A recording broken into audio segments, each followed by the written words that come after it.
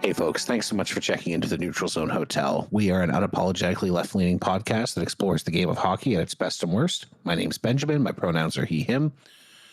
I am a fan of the playoff-bound Montreal Canadiens and the far, far more dubiously playoff-chanced Ottawa Charge. Yeah, and usually I have something funny to say here, but first I'm going to introduce my friend SJ. Hi, I am SJ. My pronouns are they, them. And the Everett Silvertips are going to be playing Game 3 of Round 2 against the Kelowna Rockets tonight. So I hope we win. They're in Kelowna, so I guess I'm hoping for a sweep, but I'm expecting a split on Games 3 and 4. So a gentle person's sweep might be okay, right? A 5-game. See, if they do it in 5 games, then I get to see the winner on Friday, the series winner on Friday, and that would be good too. Yeah.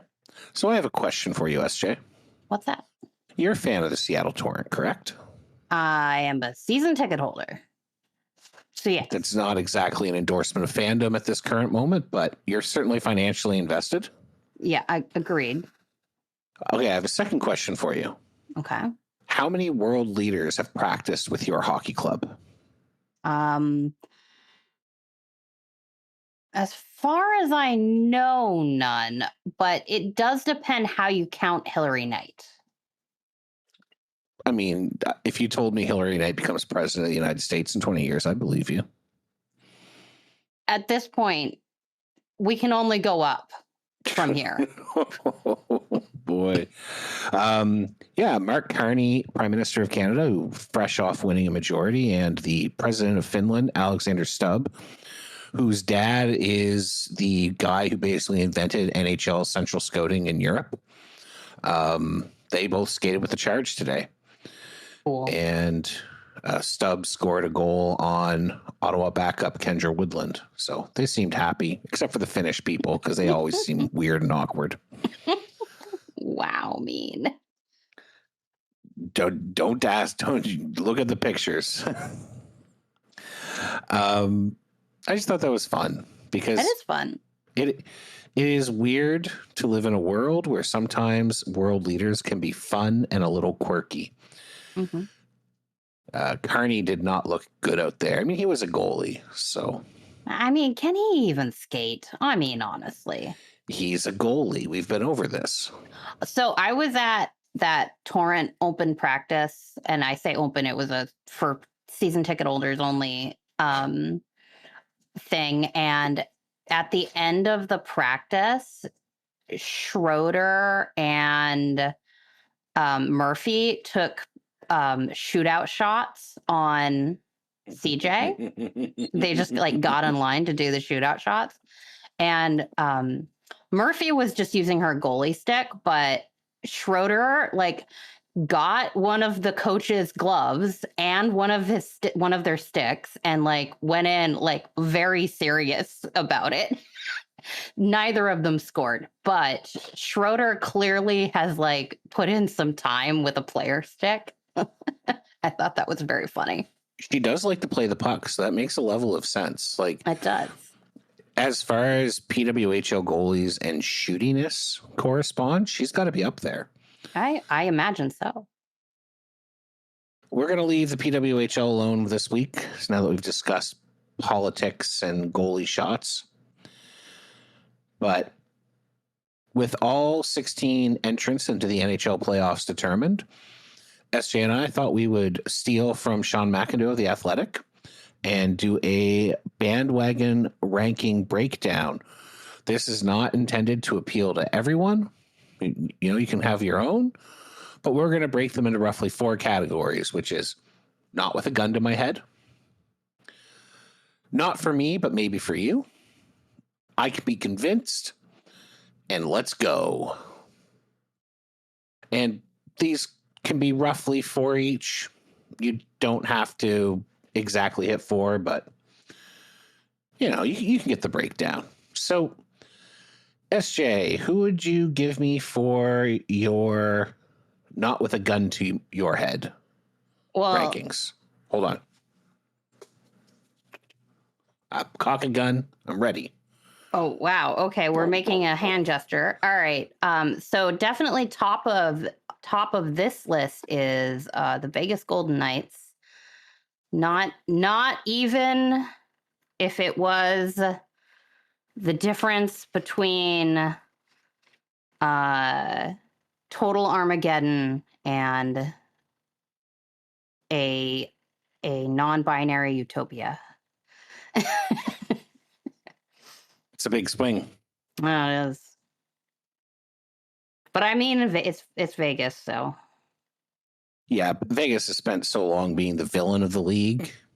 Even though I am bemused by their late season firing of Cassidy and bringing in Tortorella, I do think that's fun. And a John Tortorella, age 65 Stanley Cup would be terrible, but there would be something to say about it. But yeah, I would also put the Vegas Golden Knights into my not with a gun to my head category. Who else are you refusing to bandwagon under any and all circumstances? Next on this list would be the Los Angeles Kings. Also on mine. I do not believe that teams that sign Brian Dumoulin, Joel Edmondson, and Cody Ceci to long-term contracts should be rewarded with anything other than failure. Yeah. I mean, yeah. I just also, I can't imagine watching them in the playoffs for one more year. It's just soul-sucking. Ugh, gross. DJ Smith is not a good coach, and I cannot imagine he's going to convince the Kings to have any level of playoff success. Although, that's true. I will be a little sad for Anze Kopitar, but ultimately they were never going to win a cup, so Kopitar is a really cool player, though. Yeah, it seems fine. Yeah. All right, cool who's guy. Next on your list? This is where I'm going to put Tampa. So we're going out east. Truly, I simply do not like to see the rich get richer. This is where I'm at with Tampa. Success disgusts me. I like Tampa's core. I like them as players. They're fun and interesting and very good at the game of hockey. I respect John Cooper and Julien Brisebois. They do have 2 Stanley Cups in the last 6 seasons. I don't think they deserve another one, but if someone wanted to say I really like watching Kucherov play, I could get behind it. So I would put them in the not for me, but maybe for you category. Fair enough. Anyone else that you just absolutely refuse to bandwagon? The Oilers. It's got to be the Oilers. I love Leon, but I hate the Oilers. I still like the Oilers, and I would like to see them win a Stanley Cup. I'm sure you do. Yeah. Sorry. That must be nice for you. Yeah. They're on my bandwagon. They're high up on mine, if only because Connor McDavid. Well, who are your other 2, not even with a gun to your head? The Philadelphia Flyers. Okay, yeah. I think they squeaked in, and although they are okay, they do not interest me at all, and they're just like a bottom, in terms of teams I enjoy, just like a bottom ranked team. Mm-hmm. And then the other one is the Carolina Hurricanes, because their hockey is boring and they deserve no success.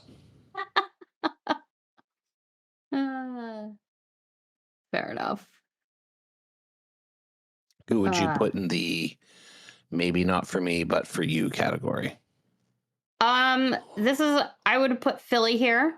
Sure. Sure. I would put Utah here. Yep. Yeah. And I would put Boston here. Yep.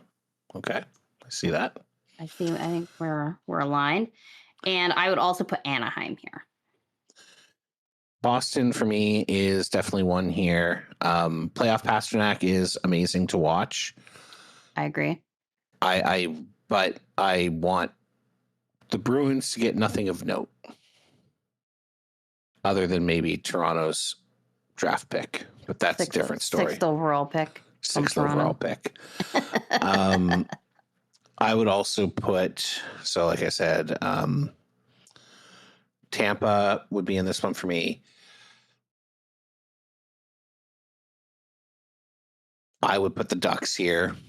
You know what? They do have a fun, exciting hockey team, but I don't want Joel Quenneville to have success. We've talked about that at length, but he still sucks. He does. 100,000%.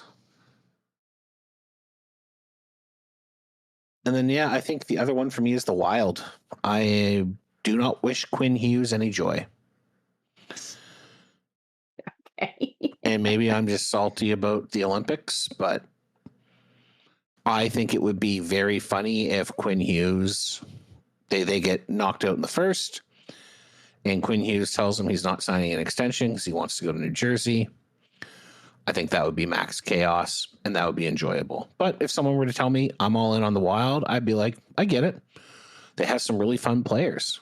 They got good young players. I think that like Quinn Hughes, Faber, Boldy, Kaprizov, Wallstead, yeah. They have the most exciting set of players the Minnesota Wild have ever had. I just personally am holding a grudge against Quinn Hughes this year. Well, that's fair. You're totally welcome to do that.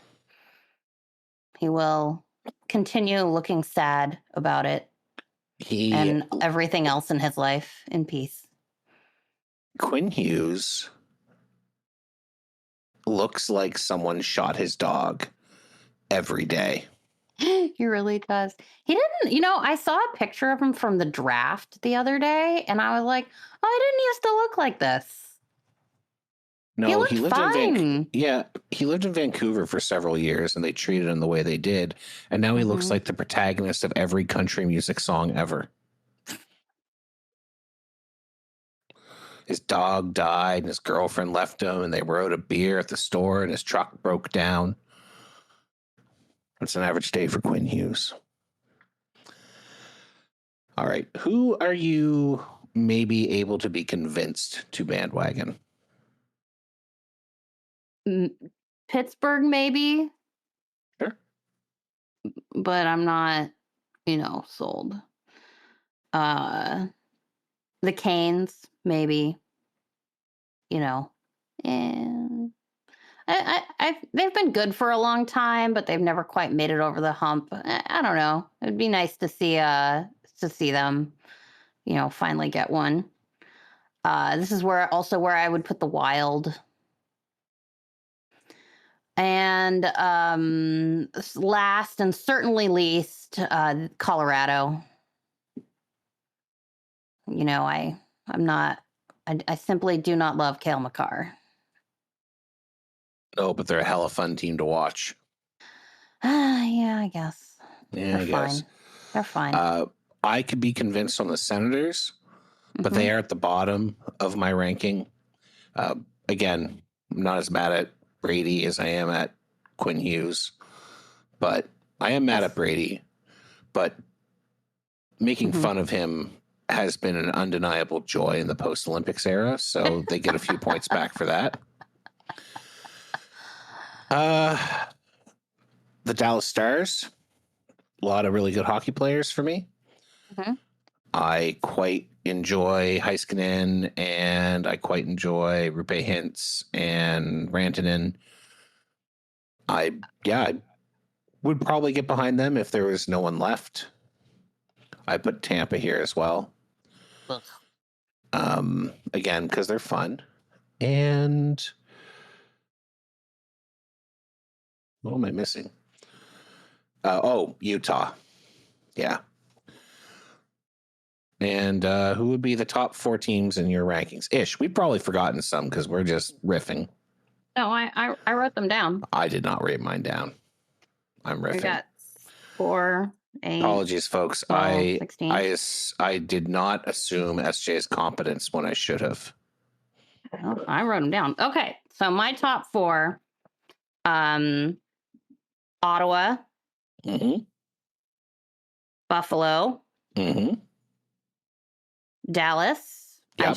I just love Jason Robertson. I love him. Yeah, great hockey player. And the fact that he ended up being like the top scoring American this year when they left him off the Olympics team, very funny. Does he have more points than Cole? Yeah, more points, but not more goals. Yeah. Gosh. And then, probably at the top would be Montreal, largely because you just reeled me in. I ended up watching quite a lot of Habs games this year. They're fun. I watched a lot less NHL hockey this year than I have in the past 4.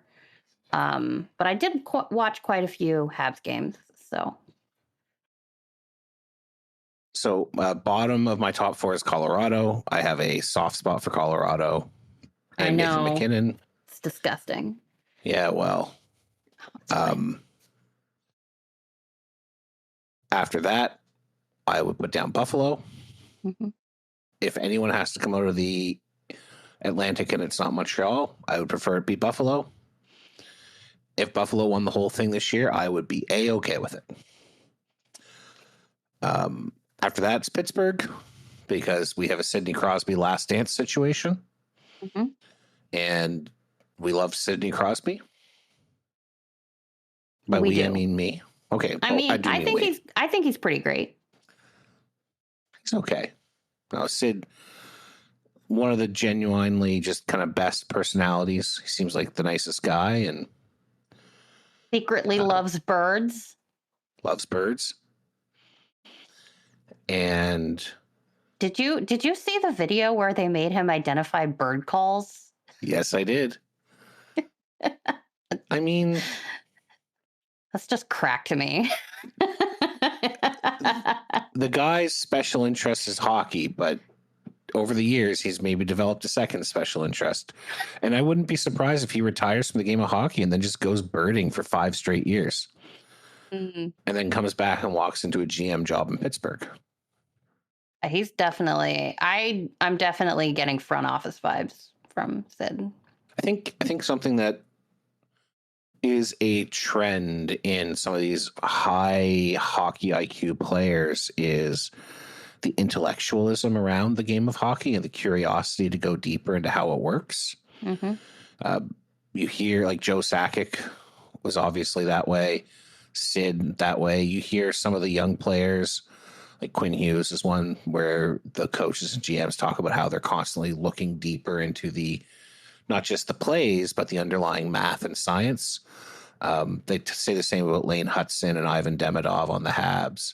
And I think it's just more of a thing for that younger group. So those types of players I expect to see do things in hockey after they finish playing the game. And then, yeah, of course, the top, it's the Habs for me. And it's not just because they're my favorite team. Yeah, it's not a bandwagon for you. That they're just your team. But I do legitimately think they deserve to be the top of any bandwagon rankings, other than Buffalo. And I'll give people that if they want to say Buffalo. But between the quickness of the rebuild, the extreme youth of the squad, the dynamic offense-based hockey, and the lackadaisical defense in places, but counter that with 2 hot rookie goaltenders who are absolutely ripping it up the last 20 games, you have a formula for fun, and we should be having fun when watching the game of hockey. I agree.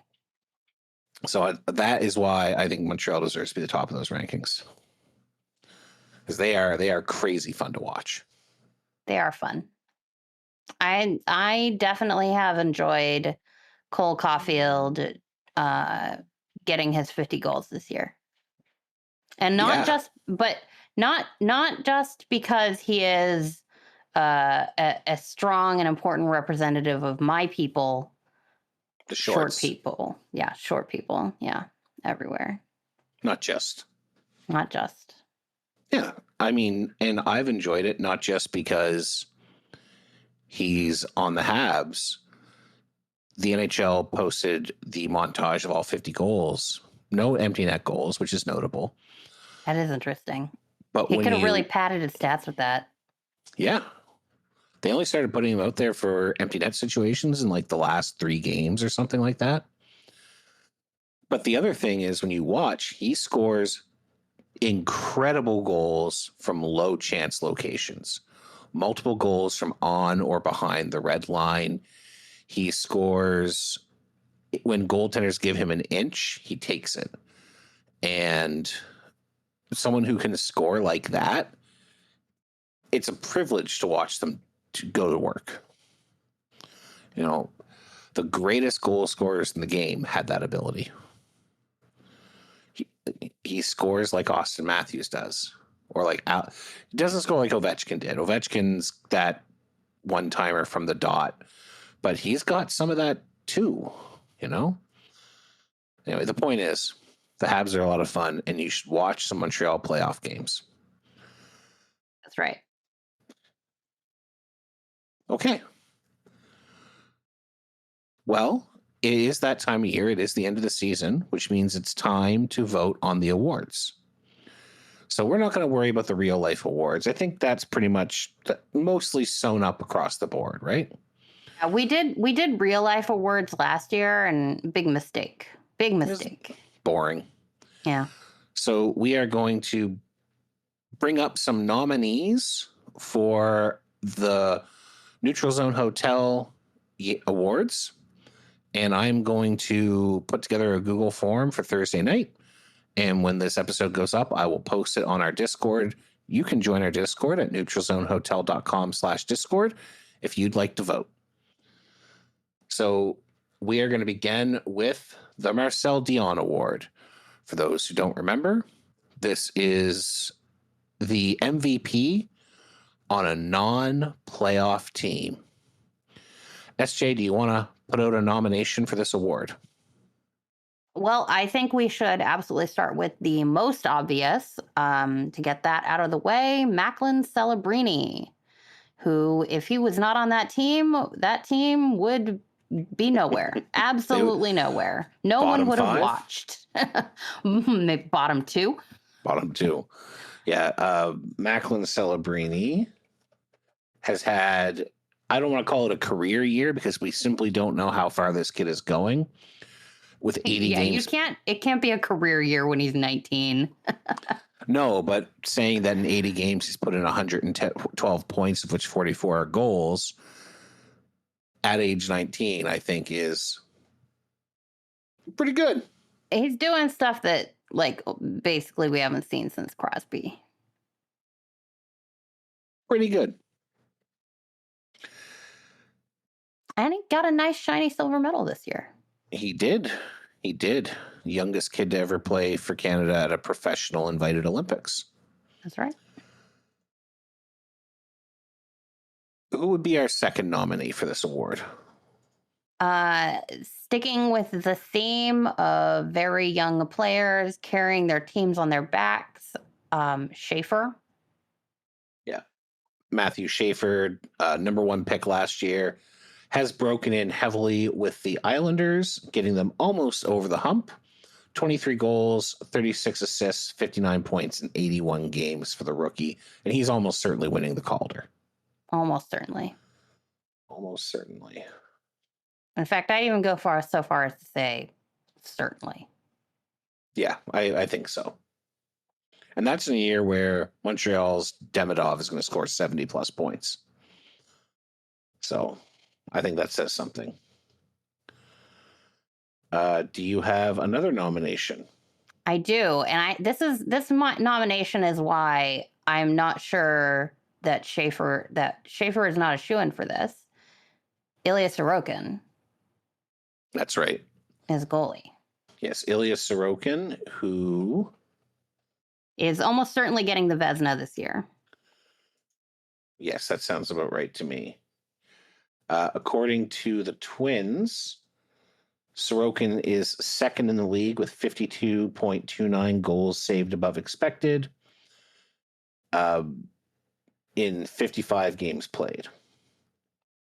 Which brings me to my next nomination, or first nomination, Logan Thompson of the Washington Capitals, who is the only goaltender to exceed Sorokin, although he did so in 3 more games. Mm-hmm. And then I think the last one is Mark Scheifele of the Winnipeg Jets. Yeah, I would agree. So we're saying he had his biggest point total ever this year, right? Yeah, 104 points and counting, I think. 101 points and counting. It's kind of shocking considering how much of a non-anything the Jets were this year. Connor put up 90 points, but that's like Hellebuck not doing his part, I think, also hurt them. Yeah. Really a real come down for Connor Hellebuck, and then they just had nothing past that top line. So there you go, folks. For the Marcel Dion Award, named after NHL Hall of Famer Marcel Dion, who quite famously didn't do much in the playoffs at all. He was a player for the Wings, Kings, and Rangers, and he made the playoffs. He only played 49 playoff games over his career that had 1,348 regular season games. Yeah, that's not good, in case you were wondering. All right. The Pavel Bure Memorial Trophy.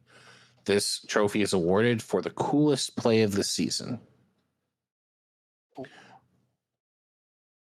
SJ, do you want to nominate a cool play from the season? I do, but I don't want to nominate an NHL play. Is it okay? Are we allowed? It's okay. These awards are whatever we want them to be. This one, definitely. You can go ahead. Yes. All right. Cool. I am going to nominate Alina Mueller's bronze medal winning goal from the Olympics. So she scored this in overtime, in the final minute, and sealed the bronze medal. It was a cool goal. I don't know. It was great. Mueller now 4th all time in Olympic women's hockey goal scoring, which is pretty neat. Crushing Sweden. Switzerland has really been hitting above their weight class. Right. I am going to stick to form, and I am going to nominate Cole Caulfield's 50th goal. Okay. We should celebrate 50 goal scorers, especially when they're about 5'2". But it's also an incredible goal. Yeah. If you actually go and watch it, it is exemplary of the style of offensive hockey Montreal has begun to play. Cool. Do we have another nomination? Let me check. Let me scroll back. There is one from Trevor, if you want to read that. Oh, one. Great. Oh, did we get... Yeah, Trevor put one in. He put one in for everyone. Did we get his Dion? Yes, we did. Okay, cool. So, yes. Oh, here we go. Sarah Nurse, end-to-end goal 1v4 against Ottawa. Pretty cool. He does say sorry, Benjamin, as an append to this one. So, yeah, Sarah Nurse. If she wasn't so injured all the time, she would be, I don't know, more awesome. She's a very good player still, even if she is injured all the time. She is injured fairly frequently. That is accurate. Yeah. I would like to nominate the Swayman-Vasilevsky goalie fight from the Winter Classic. It was the Winter Classic, the Stadium Series, one of the two. The outdoor game. Swayman-Vasilevsky. I think that was the Stadium Series. Yeah. Yes. Although there were too many goalie fights this year, NHL goalies, you should only do one a year. Get that one in the preseason is allowed with your scrubs, but one in the regular season. But the idea of doing a goalie fight in front of 40,000 fans outside, air quotes because it's in Tampa. I think that's pretty cool. I think that deserves a nomination. That was a wild game. I didn't get to watch it, but all of the highlights and stuff were insane. Yeah, really, really, actually a really good showcase for the Stadium Series this year, I thought. They did a great job showcasing the game of hockey. Yeah. And their ability to build outdoor rinks in Florida. Extremely impressive. Well, I mean, it was outdoor while they were playing it. Yeah. I'm not nominating the Jack Hughes or the Megan Keller goals, so if you want to do it, you have to. I will nominate the Megan Keller gold medal winning goal. All right. Pretty goal. I didn't think it was that good, but we will allow the voters to decide. Yeah, I don't expect it to win. Who knows? We'll see. All right. I don't want to put my thumb on the scale or anything. It is the Mike Smith Award. The most fun or insane goaltender to watch. Yes. SJ, do you have a nomination? Well, Emily has a nomination for this. Tell me. Emily nominated Askarov of, I think he's still with the Sharks. Yep. They say he just lost a leg pad and then intentionally pushed the net over to prevent a goal. So, Askarov has definitely put on some interesting games. He's been very bad and very good. Yes. And that we like to see that. I would like to nominate Jeremy Swayman for, in general, being a very good goalie this year, but the aforementioned goalie fight and also allowing in a puck from the center line at the Olympics and then blaming the color on the boards so much that they actually got the IOC to change the board colors out. I thought that was pretty special. So funny. Oh, that is such a classic Mike Smith move. It's really in the line of this award. When Mike Smith got scored on from like the other blue line, and then he starts waving his arms around, Swayman basically did the same thing. It was good. Oh, they were vibing. Trevor has a nominee as well. Yep. Jacob Markstrom. Yep. He also got into a fight this year.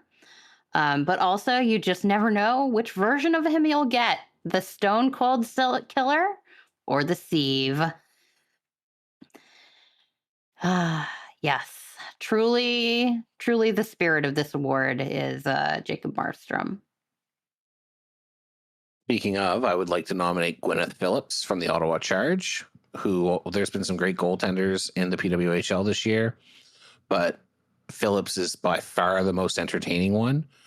She is, you'll never know what you're going to get. She could let in 5 goals on 10 shots, or she could stop 45 and let Ottawa beat Toronto 2-0 in a game where Ottawa can't even put up 20 shots.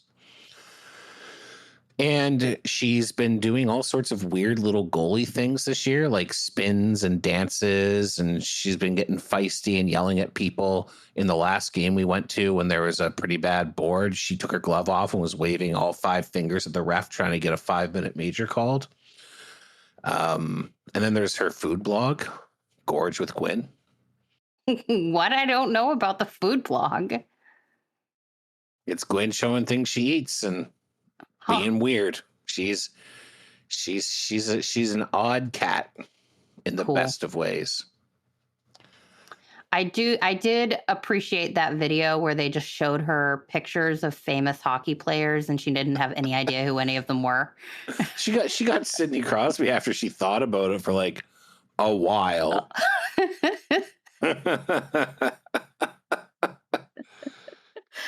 Oh, it was good. Yeah. Any other goaltender nominees for you? Or are we going to leave it at 4? There are no rules. I think we're good at 4. All right.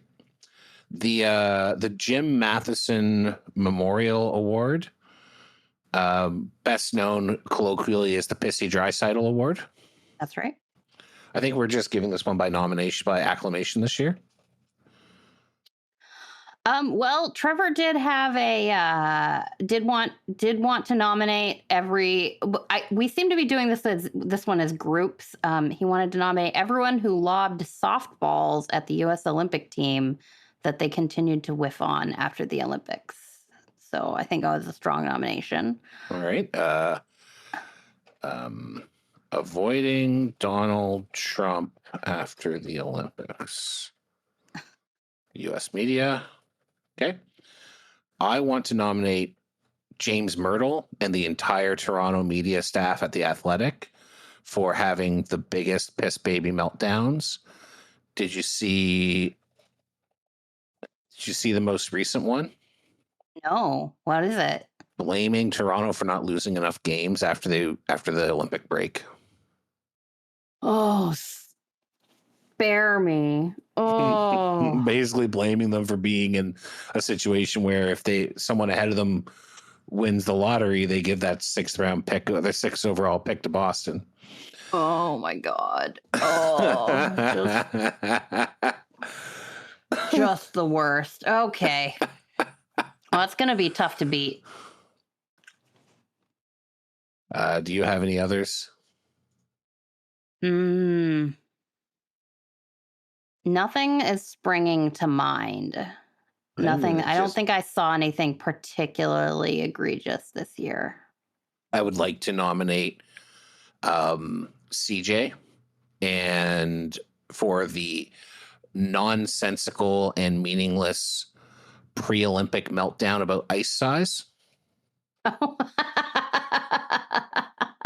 Oh my God, the ice size. No, you're right. You're right. Oh my God. They made the rink 4 feet shorter and they all freaked out like it was a big deal. It's the same size the rink was in 2022. It is a double IHF standard rink. They allow multiple sizes. There was no issue. If you wanted to make the issue about the fact that the fucking thing wasn't built, that's different. But they only kind of went to that near the end. It was always about the rink size. Incredible stuff. Like, I feel like they were like, oh, well, I mean, there's a real possibility they're going to finish the rink in time. So we can't hook onto that too much, but we can get extremely excitable about the size of the rink. Exactly. And then getting multiple NHL people to comment on it like it's a problem. Like these guys have played international hockey before. They've run into slightly different dimensions on the hockey rink. Every college rink is a different size. I have another, if you are ready for it. Go. The Ottawa Senators social media team for putting out the denial of the Linus Ullmark infidelity and rumors. I think wasn't that like directly from Steos?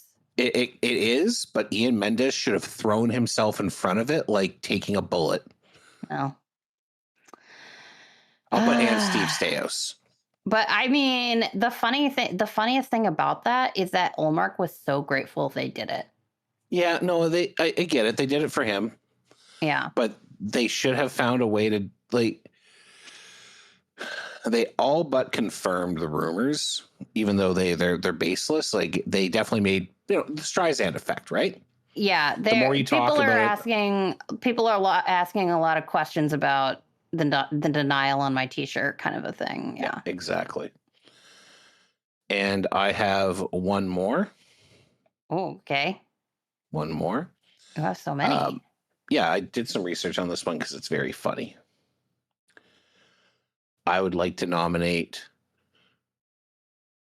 everyone who covers the New York Rangers for whitewashing all the stuff around Artemi Panarin this year and then bending over backward for Chris Drury.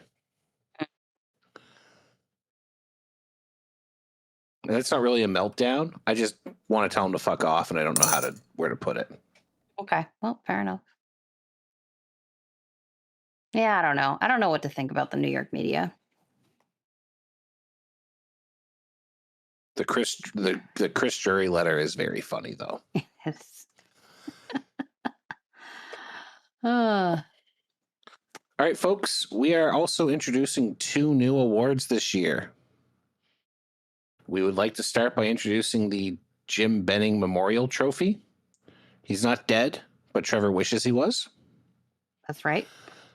This is to be awarded to the general manager determined to have made the worst in-season trade or move for their team.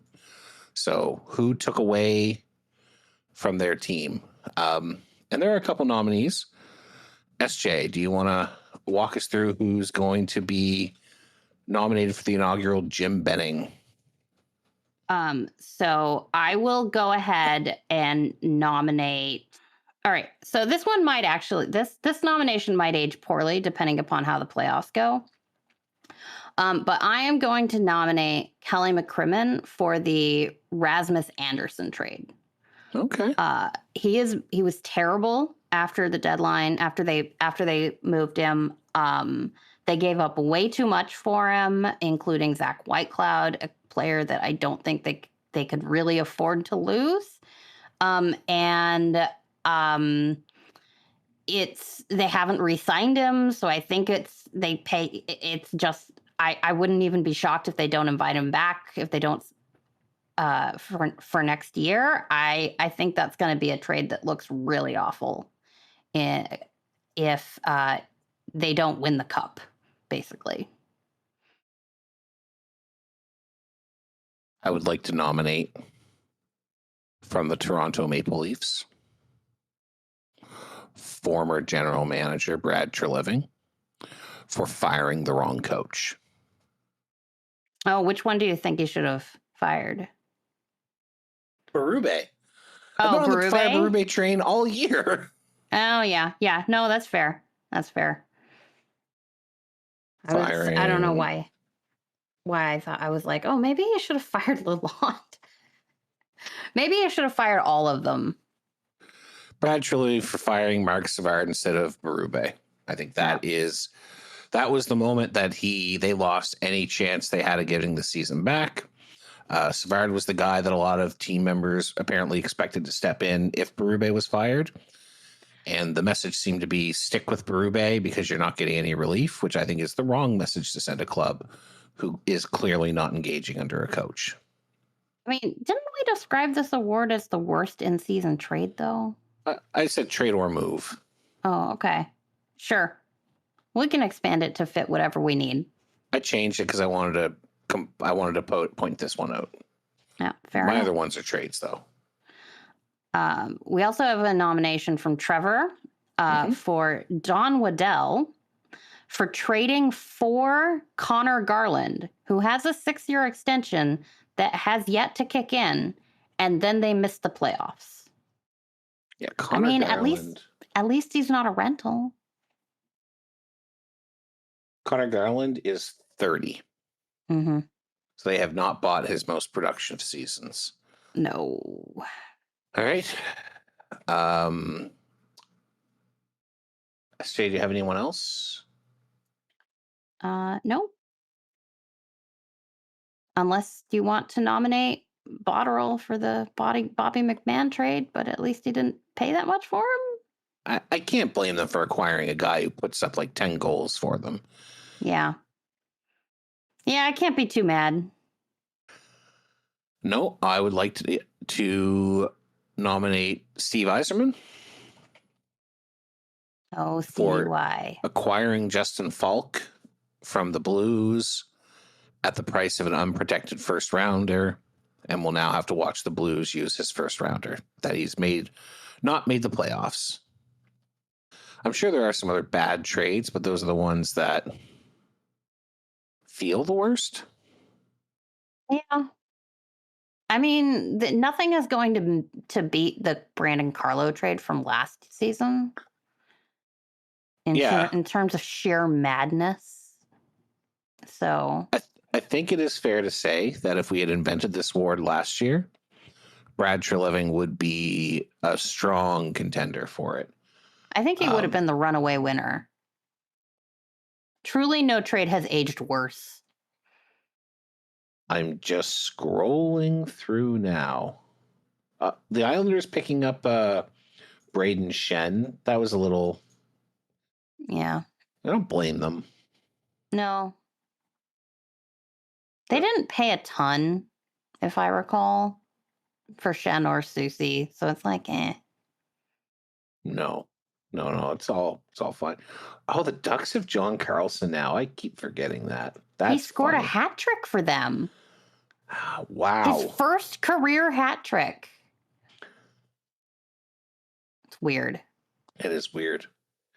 Yeah, there's nothing here that's I mean, we could nominate Chris Drury for failing to get anything of value back for Artemi Panarin. But he would have just walked. He would have had him over a barrel. I think the point is that he didn't wait. He had time and chose not to wait to see if he could drag up the price. Could be. It sounds like it's literally going to be a prospect that's probably not making the dance and a couple thirds. Yeah. It's pretty brutal. I don't know. Maybe don't lay waste to your entire roster. And then put freaking JT Miller in charge. No BS. God, awful. No BS. The Oilers swapping Jerry for Skinner now looks incredibly dumb. Oh, yeah. Oh, I forgot about that. Oh, that's so bad. All right, let's take Chris Drury off then. Oh, yeah. Let's swap in Bowman for the Jari Skinner trade. For swapping Jari and Skinner, especially since the Penguins flipped Kulak and got the draft capital back. Like it's Oilers acquired Jerry and Samuel Poulin, who from the Penguins for Stuart Skinner, Brett Kulak, and a second. So they paid. They gave up a second to get Jerry. So the Oilers, so the Penguins gave up that second, acquired that second. And then they moved Kulak to the Avalanche for Sam Girard. So they turned Tristan Jarry into Stuart Skinner, who's been very good for them, Sam Girard, and 2 seconds. Is Stuart Skinner going to be their starter in the playoffs? Maybe. His eye's better. I'm just curious because, there's no freaking way Jari's starting for the Oilers in the playoffs, right? Not if Ingram's healthy. No, it's Connor Ingram. I really liked the Ingram signing when they made it. I thought that was a really good flyer to take. You said it. I did. I said that he was a prime bounce back candidate. the only thing wrong with him was that he went through player assistance, and this was going to be his bounce back year, and I feel so vindicated. Yeah, you were right. Okay, so we're nominating Kelly McCrimmon for Rasmus Anderson, Brad Treliving for firing the wrong coach, Don Waddell for acquiring Connor Garland and missing the playoffs anyway, Steve Eiersman for picking up Justin Falk and giving up an unprotected first, and Stan Bowman for swapping Jerry and Skinner. And we have one more award. This is the Jared McCann Award. And this award is to be given to the NHL player. I guess it doesn't have to be an NHL player. Given to the hockey player who, out of nowhere, has scored a bunch of goals. You're looking at the list and you go, that person scored a bunch of goals in honor of Jared McCann going to Seattle, and everyone going, Jared McCann could score 40 goals? Mm-hmm. But, to be clear, this is like the blippiest goal scorer. Yeah. It's like, that's kind of a blip. Huh. That's weird. Fun. Kind of a Mark Donk type thing. SJ, do you have a nominee? I do. Please. And I honestly think this might be the winner. I'm starting strong here. Anthony Mantha on the Penguins. Anthony Mantha, very good hockey player, but he's been a little bit of a journeyman of late. Had 20-goal pedigree early on in his career, but in the last few years has put up totals of 3 and 4, and this year he's got 32 so far. Tough to argue with Anthony Mantha. I think it really just came out of nowhere. And I don't think we're ever going to see it again. No, not at age 31. It can't be repeatable. All right, I would like to do my first nominee then. Okay. I would like to nominate Bobby McMahon. Yeah. Seattle Kraken Bobby McMahon, not Toronto Maple Leafs Bobby McMahon. Correct. What a blip. So Bobby McMahon last year, don't pay him a bunch of money. Last year did put up 20 goals, playing up the lineup quite a lot. This year put up 19 in Toronto and then 10 in 16 games in Seattle. That's a blippy boy. It's a blippy boy. It's a blippy boy. Delightful. Do you have another blippy boy or blippy woman or blippy non-binary person you'd like to nominate? How many goals has Teresa Schaffstall scored after coming to Seattle? Quite a few, like 2 or 3. Yeah, like I know these are not big numbers, but it's weird. And although I do think that it is a completely understandable that because she has been playing with Alex Carpenter. Carpy good. Carpy so good. I'm so terrified she's going to leave this summer. I think there's a really strong chance she leaves this summer, and I'm going to cry.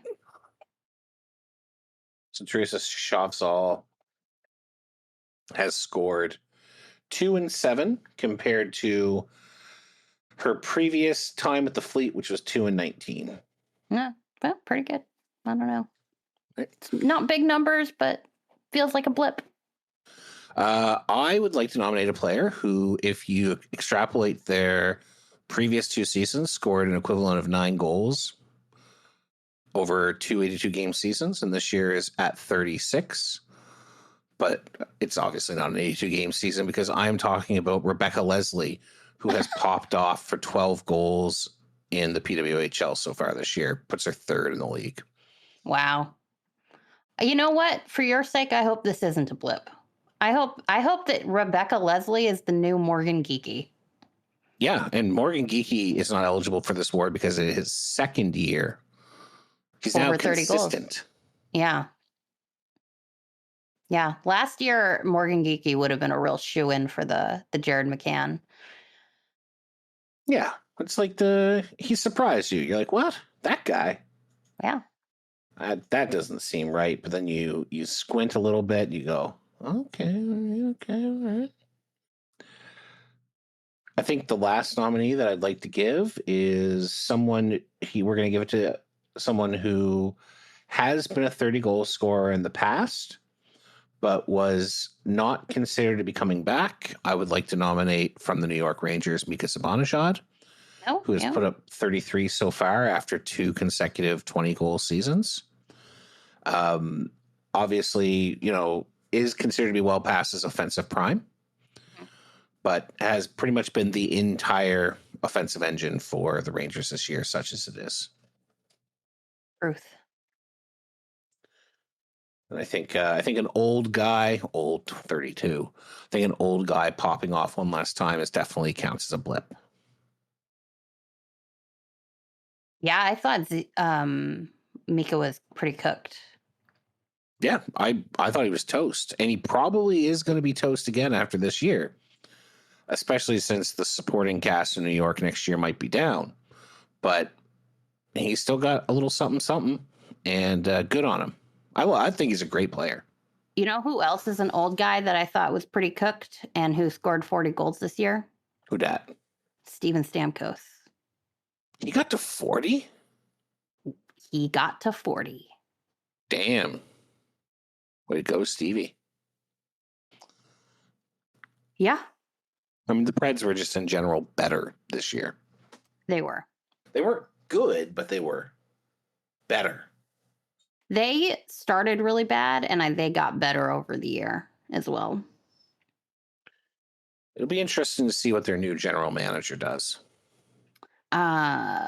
Well, Brunette isn't going to have his security blanket anymore. So I think that if I don't know what their ambitions are for next year, but I think Brunette's seat is going to be quite a bit hotter. Absolutely. Well, I think that's it for our very real, not fake at all awards, folks. So they're not fake. They're the Neutral Zone Hotel Awards. I just said very real, not at all fake. We should make up certificates. Mail we them should out. Do a bad Photoshop of a trophy. Yes, our awards will be on the Discord. Please jump on neutralzonehotel.com/Discord if you want to hang out with us and vote. But for now, we want to thank you for joining us. This has been the Neutral Zone Hotel, which is written, hosted, and produced by us, the Neutral Zone Hotel crew. I just told you the website, and I just told you about the Discord, so I'm not going to do it again. But you can follow us on Bluesky at neutralzonehotel.bsky.social or on YouTube/Neutral Zone Hotel. If you are having a great time listening, and I bet that you are, you should hit the thumbs up button or 5 stars or whatever it is that you need to do to say, I'm having a good time right now. And folks, as always, we want to thank you for stopping by. We'll see you next week.